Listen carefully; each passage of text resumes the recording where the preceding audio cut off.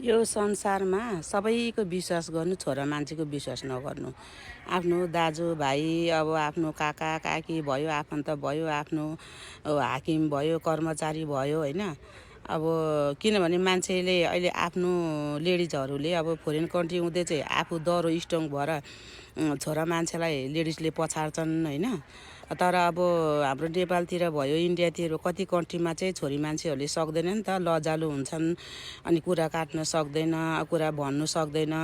अनि कसैले झुक्याएर अनि मायामा फसाउनु खोज्दै तपाईँलाई यो कामको लागि ऊ कामको लागि भन्दै फकाउँदै त्यसको मनमा चाहिँ कालो कोर पसिसकेको हुन्छ। परपुरुष पर स्त्री लाई आँखा लगाउने, आँखा गर्ने अनि भनिसकेको हुन्छ क्या। त्यही भएर यो छोरा मान्छेहरूले जोसुकैले पनि होस् होइन, बोलायो भने एक्लै चाहिँ कहिले नजानु। अब त्यही पनि परपुरुष चिन्दै नचिनेकोले बोलाएर लुजाउँ भनौँ भने चाहिँ 4-5जना लाठे मान्छेहरू तल मुनि राखेर ढोका बाहिर राख्नु होइन। के नियतले बोलाएको रहेछ के रहेछ भनेर होइन। अब आफ्नै दाजुभाइहरूले त कहिलेकाहीँ अब परिवार फ्यामिलीमा बोलाउँछन्, अब त्यो चाहिँ जान मिल्छ। त्यही पनि एक्लै दोक्लै काहीँ बोलायो भने तपाईँहरू नजानु, कसैको विश्वास नगर्नु। भगवान्ले पनि भन्नुभएको छ यो संसारलाई विश्वास गर्नु, यो छोरा मान्छेलाई विश्वास नगर्नु। भगवान्कै पालामा त विश्वास थिएन, कति छलेर कति गरेर अब गरेको छ होइन।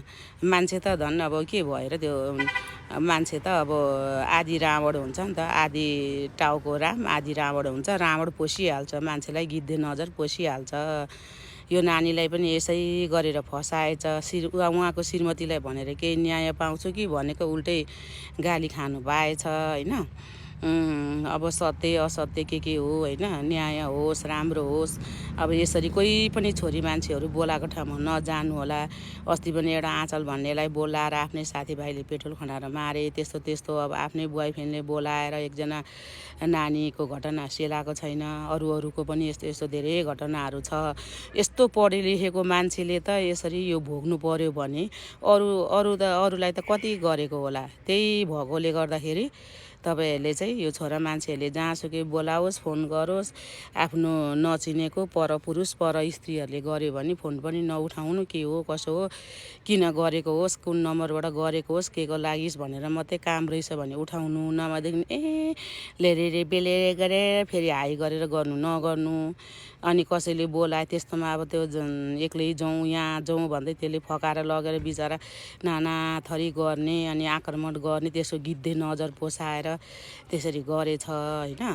अब आफ्नो श्रीमती उहाँकै त्यही जुन अपराधीको श्रीमतीलाई नै सुनाउँदा यसो सजाय दिन्छ कि केही भन्छ कि भनेर भनेको कहाँ भन्छ मान्छेहरू। आफ्नोको चाहिँ जति नराम्रो कर्म भए पनि छुपाउने हुन्छन्। आफ्नो छोराछोरी बुढोको अरूको मात्रै देख्ने हुन्छन् नि त।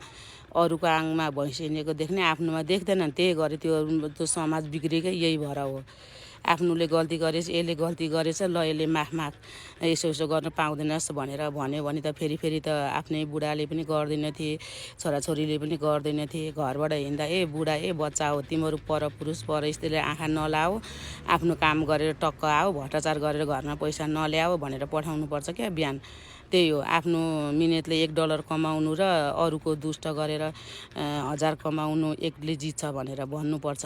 ल यो नानीलाई पनि यसरी कोही पनि छोरी मान्छेहरू चाहिँ यस्तो नगर्नु। अनि यो मुखमा चाबी लाएर पनि नबस्नु, ओकल्नु, कुरा राख्नु। यसरी हेर त अब कति अप्ठ्यारो बनाइनु त फेरि फर्केर आउँछ। अब त्यस्तो लगेर कोठामा थुनेर बलात्कार गरेर दुनियाँ गरेछ। अब बिचरा अब कस्तो नर्भस भयो होला, कति सोझो त्यस्तो पढे लेखेको मान्छेलाई त।